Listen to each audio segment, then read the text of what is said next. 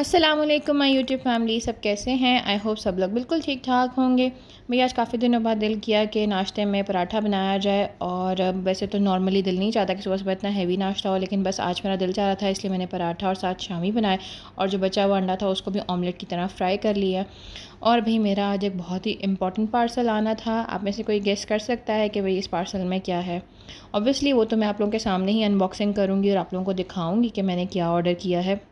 अक्सर मैं अपने व्लॉग्स में आप लोगों के साथ काफ़ी रेसिपीज़ शेयर करती हूँ, लेकिन भाई मुझे उन रेसिपीज़ को शेयर करने में इतना मज़ा नहीं आता। तो उसका रीज़न क्या है? भाई उसका रीज़न होता है प्रेजेंटेशन। मुझे काफ़ी अरसे से जो है वो मैं सोच में थी कि कोई अच्छे से प्लेटर्स मिल जाएँ, कुछ सर्विंग डिशेज़ जिसमें खाना अगर आप प्रेजेंट करो तो वो बहुत अच्छा लगे। समटाइम्स खाने का टेस्ट जितना अच्छा होता है ना, उसकी प्रेजेंटेशन उस टेस्ट को डबल कर देती है। बहुत सी जगहों पे हम लोग खाना सिर्फ प्रेजेंटेशन देखकर खा लेते हैं, जैसे कि रेस्टोरेंट्स में, कैफ़ेज़ में।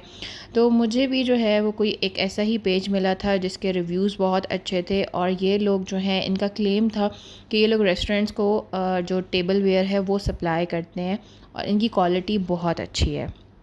अच्छा, अब ये लोग जो हैं इनकी 2 तरह की वैरायटी है। एक वो जो ये न्यू अपना सारी कलेक्शन बनाते हैं, और कुछ जो इनके मतलब लेफ़्ट ओवर पीसेस होते हैं। लेफ़्ट ओवर पीसेस में क्या होता है, उसमें कोई एक आधा स्क्रैच होता है, कोई एक कहीं निशान होता है, तो उसको ये लेफ़्ट ओवर में 50 टू 60% ऑफ में भी आपको देते हैं।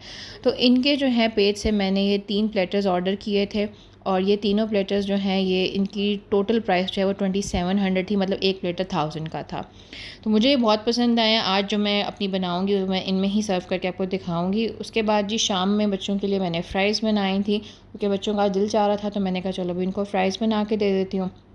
उसके बाद जो रेसिपी मैंने सोची थी आज बनाने के लिए, उसके लिए मुझे कुछ चीज़ें चाहिए थी, तो मैं भी फिर गई थी ग्रॉसरी शॉपिंग के लिए। क्योंकि जब आपने कुछ रूटीन से हटकर बनाना हो तो कुछ चीज़ें आपको चाहिए होती हैं, और आप लोगों को देख के अंदाज़ा हो रहा होगा कि मेरा आज क्या बनाने का मूड था।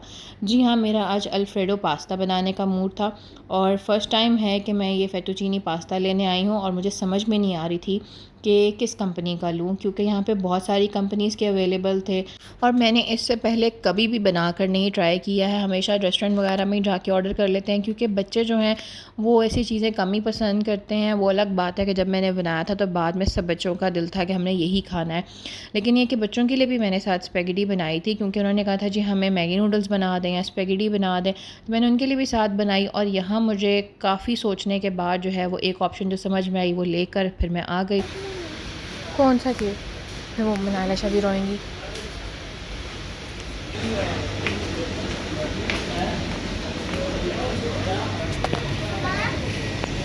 अब क्या ढूँढ रही हो? केक के लिए? ओट्स बेटा, लेकिन ये साथ में भी मुझे ओट्स लेने थे, क्योंकि काफ़ी टाइम से मैंने बच्चों के लिए ब्राउनीज़ नहीं बनाई। और मैंने आप लोगों को पहले भी बताया था कि मैं बच्चों के लिए चॉकलेट केक या ब्राउनीज़ बनाऊं तो मैं मैदे की जगह ओट्स यूज़ करती हूँ। ओट्स को जो है मैं उसमें ग्राइंडर में बिल्कुल क्रश कर लेती हूँ, बिल्कुल पाउडर फॉर्म में, और फिर मैं इसका केक बनाती हूँ।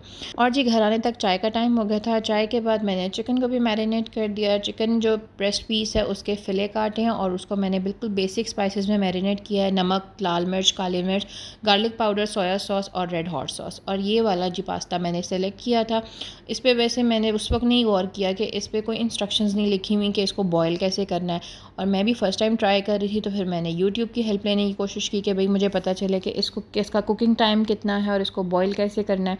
लेकिन उन्होंने भी जो रेसिपी शेयर की हुई थी वो पास्ता की थी, और वहाँ पे बॉयलिंग के लिए लिखा हुआ था कि as per your package description, कि आपके पैक पे जो लिखा हुआ है उसके हिसाब से आप इसको बॉयल कर लें। भाई यूट्यूब की उस रेसिपी की जो गद्दारी है, उसके बाद मैंने इस पैकेज को फिर दोबारा बड़े गौर से पढ़ने की कोशिश की। इसमें डिफरेंट लैंग्वेजेस में सारे इंग्रेडिएंट्स मेंशन थे, लेकिन कुकिंग इंस्ट्रक्शंस कोई नहीं थी।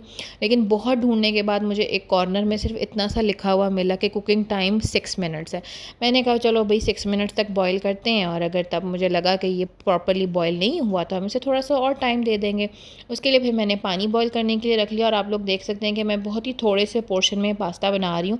बच्चों के लिए मैंने अलग से पूरा स्पेगेटी का जो है वो बाउल रेडी कर दिया था, और वो उनको दे भी दिया था पहले बनाकर, ताकि वो आराम से अपना खाना वाना खाएं और मुझे मेरी रेसिपी ट्राई करने दें बड़े सुकून के साथ। क्योंकि जब आप कुछ नया ट्राई करते हैं तो आप ऑलरेडी जो है कॉन्शियस होते हैं।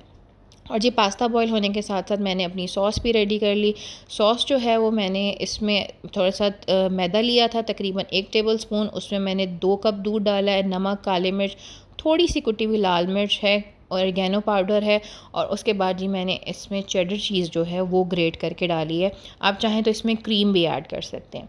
उसके बाद जी मैंने जो पास्ता बॉईल किया हुआ था वो मैंने इसमें ऐड कर दिया, और मैंने फिर टेस्ट को चेक कर लिया। मुझे लग रहा था कि थोड़ा सा फीका है, तो मैंने इसमें हल्की सी काली मिर्च और ऑरिगेनो पाउडर थोड़ा सा और ऐड किया था। और जी वैसे तो जो बेसिक रेसिपी थी उसमें मशरूम्स भी यूज़ किए हुए थे, लेकिन मुझे आज पहली बार बनाना था, इसलिए मैंने बिल्कुल बेसिक इंग्रेडिएंट्स के साथ बनाया है कि भाई अगर कुछ मेस हो जाए तो मेरी ज़्यादा जो इंग्रेडिएंट्स हैं वो ज़ाया ना हो, क्योंकि रिस्क ज़ाया करने से भी जो है गुनाह मिलता है। इसलिए मुझे था कि भाई वेस्टेज हो भी तो कम से कम चीज़ों की हो, इसलिए मैंने बहुत थोड़ी सी क्वांटिटी में बना के ट्राई किए और बिल्कुल बेसिक चीज़ों के साथ।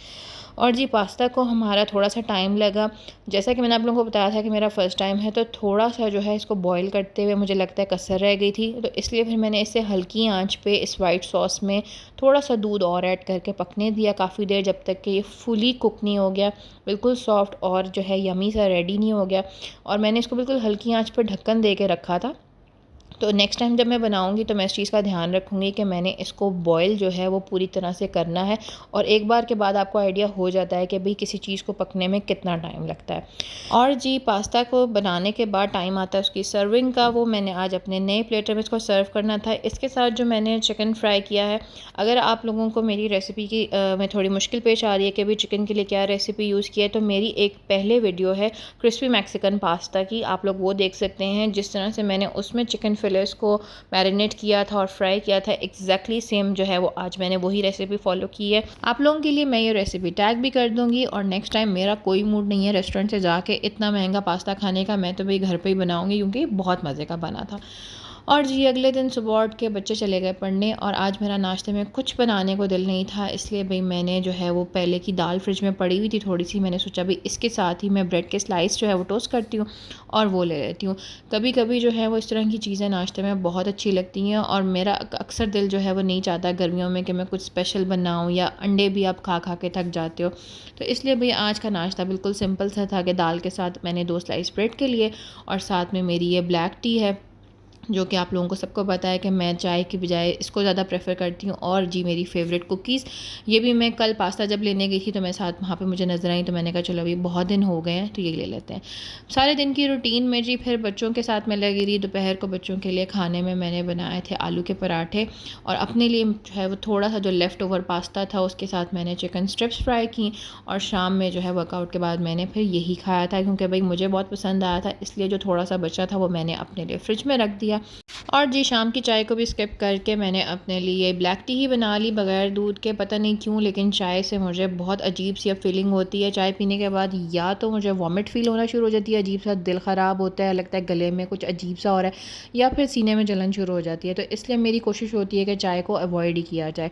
उसके बाद जी अब आप लोग मुझे ज़रूर बताइएगा कि कौन कौन इस रेसिपी को ट्राई करने वाला है, या आप में से पहले किसी ने अल्फ्रेडो पास्ता बनाया है तो उसने क्या रेसिपी फ़ॉलो की थी और कैसा बना था। और भाई नेक्स्ट टाइम मैं बनाऊंगी तो फिर मैं इसको सारे लवाजमात के साथ ऑलिव्स, मशरूम्स जो भी इसमें यूज़ होते हैं वो ज़रूर डालूंगी। आप लोगों को वीडियो पसंद आई हो तो उसे लाइक और शेयर ज़रूर कीजिएगा। टेक केयर, अल्लाह हाफिज़।